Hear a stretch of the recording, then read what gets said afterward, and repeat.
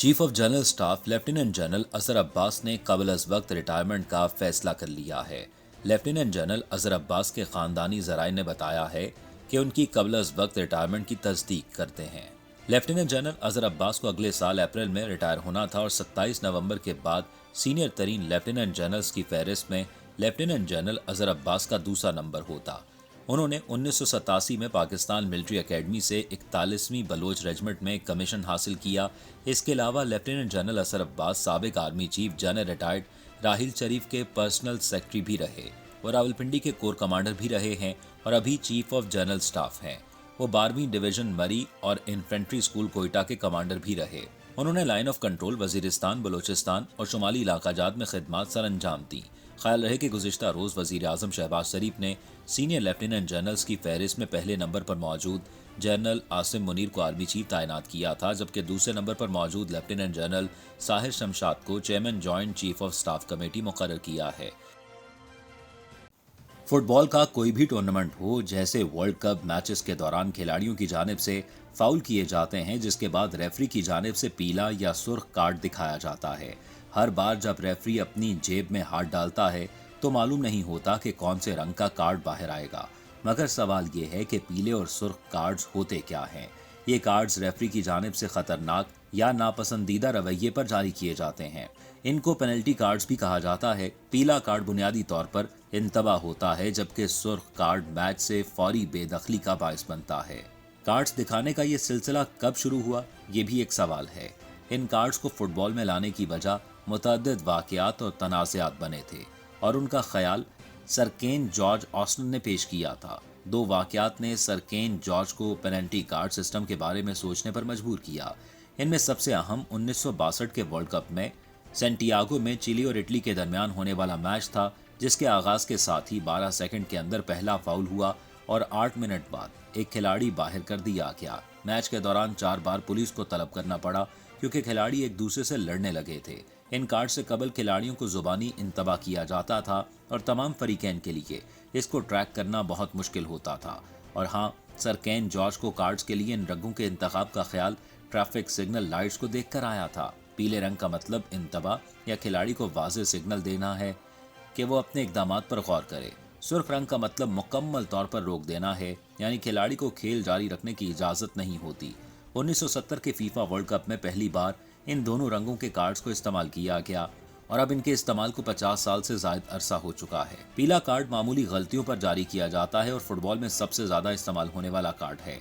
जब किसी खिलाड़ी को पीला कार्ड दिखाया जाता है तो उसे फौरी तौर पर किसी नतीजे का सामना नहीं करना पड़ता। पीले कार्ड का सामना करने वाले खिलाड़ी को खेल जारी रखने की इजाज़त होती है और रेफरी कार्ड पर वजह, खिलाड़ी का नाम और नंबर भी लिखता है। इस तरह रेफरीज को ये ट्रैक करने में मदद मिलती है कि किस खिलाड़ी को मैच में कार्ड दिखाया गया और मुस्तकबिल के मैचेस के लिए उस पर नजर रखने की जरूरत है। अगर किसी मैच में एक खिलाड़ी को 2 बार पीला कार्ड जारी किया जाए तो वो सुर्ख कार्ड बन जाता है और उसे मैच से बाहर जाना पड़ता है। इस खिलाड़ी का कोई मुतबादिल भी टीम में इसकी जगह नहीं ले सकता और टीम को एक खिलाड़ी के बगैर मैच को मुकम्मल करना होता है। ये ज़रूरी नहीं कि ऐसा एक ही मैच में हो। अगर किसी खिलाड़ी के लिए 2 मुख्तलिफ मैचेस में पीला कार्ड जारी किया जाए तो उसे अगले मैच खेलने की इजाज़त नहीं होगी। अगर किसी खिलाड़ी को टूर्नामेंट के ग्रुप मरहले में एक पीला कार्ड दिया जाता है तो क्वार्टर फाइनल तक उसे दूसरे कार्ड से बचना होगा, वरना उसे अगला मैच खेलने की इजाज़त नहीं होगी। क्वार्टर फाइनल के बाद सेमीफाइनल में पीले कार्ड को दिखाया जाए तो वो पहला ही तस्वुर किया जाएगा। अब बात कर लेते हैं सुर्ख कार्ड क्या है। सुर्ख कार्ड किसी संजीदा या पुरतशद्दुद वाक़े पर जारी किया जाता है और उसके नतीजे में खिलाड़ी को फौरी तौर पर खेल को छोड़कर जाना पड़ता है, जिसकी जगह कोई मुतबादिल नहीं ले सकता। सुर्ख कार्ड रेफरी का आखिरी हथियार होता है और इसीलिए ये पीले कार्ड की तरह आम नहीं। अलबत्ता खिलाड़ी को जब ये कार्ड दिखाया जाता है तो उसे खेल छोड़कर जाना पड़ता है, जबकि अगले मैच के लिए भी उसे मुअत्तल कर दिया जाता है। ये सज़ा ज़्यादा भी हो सकती है, मगर इसका इन्हसार इस बात पर होता है कि सुर्ख कार्ड को दिखाने की वजह क्या है। कराची के इलाके जैकब लाइन के सरकारी स्कूल में अचानक बंदर के आने से अफरा तफरी मच गई। असातिज़ा और तलबा खौफ का शिकार हो गए। कराची जैकब लाइन में वाक़े गवर्नमेंट बॉयज़ प्राइमरी स्कूल में अचानक बंदर घुस आया, जिसकी वजह से तलबा और असातिज़ा में खौफ फैल गया। स्कूल इंतज़ामिया का कहना है कि आए रोज़ बंदर आ जाते हैं। ये 2 दिन पहले की वीडियो है, जबकि गुज़िश्ता हफ्ते भी 2 बार बंदर स्कूल में आ चुके हैं। स्कूल इंतज़ामिया के मुताबिक बंदर स्कूल के सामान को भी नुकसान पहुँचाते हैं और बच्चों और असातिज़ा को भी तंग करते हैं। Conservator Sindh wild life Javed Mehar का कहना है कि मुमकिन तौर पर बंदर किसी का पालतू हो सकता है जो भागा हुआ हो। इस हवाले से महकमा जंगली हयात के एहलकारों को तफसीलात हासिल करने का कहा है। सऊदी हलाल अहमर अथॉरिटी की शाख के डायरेक्टर जनरल अहमद अल जहरानी के मुताबिक मस्जिद नबी सल्लल्लाहु अलैहि वसल्लम के सहन में बच्ची की पैदाइश हुई है। सऊदी मीडिया के मुताबिक अल हर्म की एम्बुलेंस सेंटर में तैनात सऊदी रेड क्रिसेंट अथॉरिटी की टीम इमरजेंसी इतला पर मज़कूरा मकाम पर पहुंची, जहां पहुंचने पर पता चला कि एक हामला खातून की हालत नाजुक है और बच्चे की पैदाइश का अमल शुरू हो चुका है, जिसके बाद टीम ने खातून को तिब्बी इमदाद फराहम की और खातून ने एक बच्ची को जन्म दिया। बाद अज़ां चेकअप के बाद नौमौलूद और खातून को बाबे जिब्रील हेल्थ सेंटर मुंतकिल कर दिया गया। रिपोर्ट के मुताबिक टीम में मौजूद एक हेल्थ प्रैक्टिशनर के ताउन से बच्ची की पैदाइश का अमल कामयाबी से मुकम्मल हुआ। डिफेंस में पुलिस एहलकार को कत्ल करके बैरून मुल्क फरार होने वाले मुलजिम ने वाक़े के रोज़ की मुबैना सूरत हाल के हवाले से वीडियो बयान जारी कर दिया है। बयान में मुलजिम का कहना है कि इसने जानबूझकर पुलिस एहलकार को कत्ल नहीं किया, बल्कि पुलिस एहलकारों की मुबैना हरकत और सकनात से मशकूक होकर अपनी जान बचाने के लिए गोली चलाई। मेरा नाम खुर्रम निसार है और डिफेंस फेस 5 फायरिंग केस के मुताबिक मैं कुछ वजाहत देना चाहता हूँ जो कुछ मेरे साथ हुआ उस सिलसिले में। मेरे खिलाफ जिस तरह की वीडियोस चल रही है मीडिया में, मैं उसके हवाले से चंद बातों का बताना चाहता हूँ जो बहुत जरूरी है। पहली बात यह कि मेरा जो साला है उसको नहीं पता था कि बात इतनी बड़ी हुई है। उससे मैंने घर से अपना ट्रैवल डॉक्यूमेंट्स मंगवाए थे, जो कि एक आम सी बात हो सकती है, बंदा किसी को भी बोल सकता है कि मेरे घर से जाके ले आ, अगर कोई किसी का रिलेटिव्स है। तो उसको मैंने बोला था कि कोई बड़ी बात नहीं है, एक छोटी सी लड़ाई हुई है जिसकी वजह से मैं जल्दी जा रहा हूँ, जाना मुझे वैसे ही था।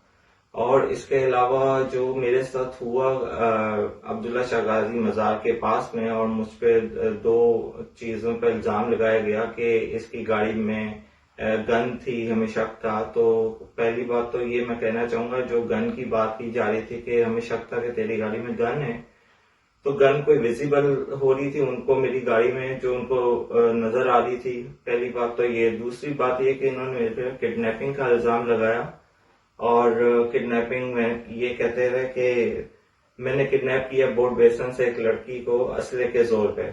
पहली बात तो है कि मैं बोर्ड बेसन गया ही नहीं।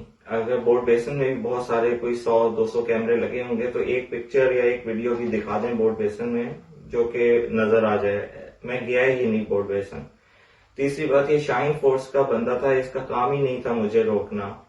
चौथी बात ये थी कि जिस तरह इसने मुझे चलो रोक भी लिया तो ये प्रॉपर पुलिस यूनिफॉर्म में नहीं था, और जब इसने मुझे रोका तो इसके हाथ में गन थी और मुझे कहते दरवाजा खोल। इसने डायरेक्ट मेरा जोर से दरवाजा खोला और मैंने फिर भी हल्का थोड़ा शीशा नीचे किया और मैंने बोला क्या बात है, कौन हो तुम? कहते हैं पुलिस वाले। मैंने कहा पुलिस वाले अगर हैं हो आप तो आप मुझे अपना कार्ड शो करो, पुलिस कार्ड। लेकिन कहते हैं पुलिस वाले देख नहीं रहा। मैंने कहा मुझे नहीं पता कि तुम पुलिस वाले हो, क्योंकि आजकल पाकिस्तान में, आजकल क्या कई सालों से पाकिस्तान में वर्दी बिकना आम बात है और हर कोई अपने गार्ड्स को वर्दी पहना के कहीं पे भी लेके जा सकता है। फिर मैंने इससे बोला कि अगर तुम ये मुझे नहीं शो कराओगे तो मैं तुम्हें नहीं पुलिस वाला समझूंगा। इसने मुझ पे डायरेक्ट शूट करने की मुझे उसी टाइम कोशिश की और मैंने हल्की सी गाड़ी भगा के चंद फासले पे गाड़ी रोक दी, क्योंकि मुझे मेरी अपनी गन जो थी गाड़ी में थी, जो लाइसेंस याफ्ता थी, मैंने उसको हाथ में पकड़ के गाड़ी के बाहर खड़ा हो गया। गाड़ी के बाहर खड़े होने के बाद जब जो भी वीडियो उसके बाद जो चली, जो ये मेरी वीडियो बनाते रहे और फिर मैंने भी इनकी बनाई, लेकिन मेरी वीडियो सही से बन नहीं सकी, इनकी बन गई। और जो वीडियो बनी और जो मीडिया में चलती रही वो सारी बात का आपको पता है कि मैंने इनको बोला कि पुलिस मोबाइल बुला लो, थाने चलो, जिस थाने बोलोगे मैं अल्लाह की कसम जाऊंगा। तो ये मुझे नहीं लेके जाना चाह रहे थे थाने में। फिर मेरी इनसे बात हुई थाने जाने की, और फिर जब ये थाने जाने पे हम राजी हो गए तो रास्ते में बीच सड़क पे ये बोलता है थाने नहीं जाना, कहीं और ले। मैंने कहा तुम्हारे से मेरी बात ही थी थाने जाने की, वहां पे जाके कंफर्म हो जाएगा कि तुम वाकई पुलिस फोर्स में हो और मुझे कंफर्म हो जाएगा। लेकिन इसने मेरी बात नहीं मानी और जबरदस्ती मुझे दूसरे रास्ते ले गया। फिर भी मैंने गाड़ी रोक ली और जैसे ही मैंने यू टर्न करने की कोशिश की तो इसने मेरा हैंड मेरी मेरे जो स्टेयरिंग है गाड़ी का उसको पकड़ के न्यूट्रल गाड़ी कर दी और गाड़ी रुक गई। मैं गाड़ी से उतर गया। उतरने के बाद ही मुझे बोलने लगा कि हम तुझे वहां जरूर लेके जाएंगे, तू तुम्हारे साथ तू बहुत बुरा कर रहा है, अगर तू नहीं चला तो तेरे साथ बहुत बुरा कर देंगे। मैं डर गया। मैंने इसको बोला मैं नहीं जाऊंगा, तुम्हारे से मेरी थाने की बात हुई थी, लेकिन इसने नहीं किया। उसी दौरान इसने फ्रंट सीट से गाड़ी के अंदर घुस के मेरे पे फायर किया, लेकिन इसकी गोली नहीं चली। और वीडियो में देखा जा सकता है जब ये फ्रंट सीट से नीचे झुक के गाड़ी में गया तो मैंने इसका बाजू भी पकड़ा, लेकिन इसकी गोली नहीं चली। फिर ये दोबारा बाहर निकल के मुझे बहाने से बातों में लगा रहे और अपने हाथ में जो गन है उसका अंगूठे से गन का चैम्बर सही करने लगा और दोबारा से मुझे शूट करने की कोशिश करा। उसी दौरान मैं डर गया, मुझे अपने बीवी बच्चों की याद आई और मैंने इसको अपने सेल्फ डिफेंस में फायर किया। और वो जो मेरा इंटेंशन इसको मारना नहीं था, मुझे सिर्फ अपनी जान बचानी थी। क्या मैंने अपनी जान बचा के क्या गुनाह किया? मैं क्या कर सकता था? मुझे नहीं पता था कि ये असली पुलिस वाला है भी कि नहीं। जब इसने मेरे साथ ये किया तो मुझे मजबूरन गोली चलानी पड़ी। अगर मुझे इसको मारना ही होता तो मैं इसको शुरू में ही मार देता, लेकिन मैंने ऐसा नहीं कुछ भी किया, क्योंकि मुझे पता था कि ऐसा अगर मैं करूंगा तो मेरे ऊपर बात आएगी। क्योंकि बार बार शुरू में यही कह रहा था हम पुलिस वाले। मैंने कहा शायद हो भी सकता है क्योंकि जिस तरह की इनकी हरकतें थी कि शुरू में आते इन्होंने गाड़ी पे जोर से दरवाजा खोला और बगैर यूनिफॉर्म के तो मैं तो उसी टाइम यही समझा कि ये सिर्फ किडनैपर है और कुछ नहीं। तो मैं तो अपने वालिद साहब से आता हूँ मिलने साल में एक दफा। मेरे वालिद साहब ज़ईफ हैं, एक की उम्र 90 है, दूसरी मेरी वालदा की जो एज है वो तकरीबन 75 से 80 तक है। मैं उनसे मिलने आया था और मैं आता जाता रहता हूँ और मेरे पास ये मेरी गन लाइसेंस याफ्ता थी जो मेरे पिछले 18 साल से मेरे पास थी। अगर मैंने कभी भी कोई गलती या कुछ मेरा क्रिमिनल रिकॉर्ड मेरे गन के हवाले से निकलता तो वो पहले ही निकल आता। मैंने 18 साल में कभी गन का इस्तेमाल गलत नहीं किया। दुबई में भारतीय कॉन्सुलेट ने दुबई आने वाले भारतीय शहरियों के लिए कवानीन में तब्दीली कर दी। दुबई में भारतीय कॉन्सुलेट के ट्विटर अकाउंट पर इस हवाले से गाइडलाइंस का एक सर्कुलर जारी किया गया है, जिसके मुताबिक पासपोर्ट पर सिंगल नाम के साथ दुबई आने के ख्वाहिशमंद भारतीय शहरियों की दस्तावेजात यूएई इमिग्रेशन की जानिब से कबूल नहीं की जाएंगी, जबकि पासपोर्ट पर सरनेम रखने वाले शहरियों को दुबई आने की इजाज़त होगी। भारतीय कॉन्सुलेट के ऐलान के बाद भारतीय एयरलाइंस ने भी फौरी विजिट और सियाहती वीज़े पर दुबई जाने वाले भारतीय शहरियों के लिए हिदायत जारी कर दी। अमाराती मीडिया के मुताबिक भारतीय एयरलाइन एयर इंडिया एक्सप्रेस ने ऐलान किया कि दुबई जाने वाले भारतीय शहरियों के लिए ज़रूरी है कि उनके पासपोर्ट पर इब्तदाई नाम के साथ सरनेम भी हो। अमाराती मीडिया का कहना है कि ऐसे भारतीय शहरी जिनके पासपोर्ट पर सिर्फ उनका नाम है और उनके नाम के साथ सरनेम मौजूद नहीं, उन्हें दुबई में दाखिले की इजाज़त नहीं दी जा रही। मीडिया रिपोर्ट्स में बताया गया है कि ये कानून ऐसे भारतीय शहरियों के लिए नाफिज किया गया है जो दुबई जाने के लिए विजिट या सियाहती वीज़ा रखते होंगे, ताहम रेजिडेंट और मुलाजमत का वीज़ा रखने वालों पर इसका इतलाक नहीं होगा। चांदनी चौक पर आएं, घर जैसा खाना खाएं।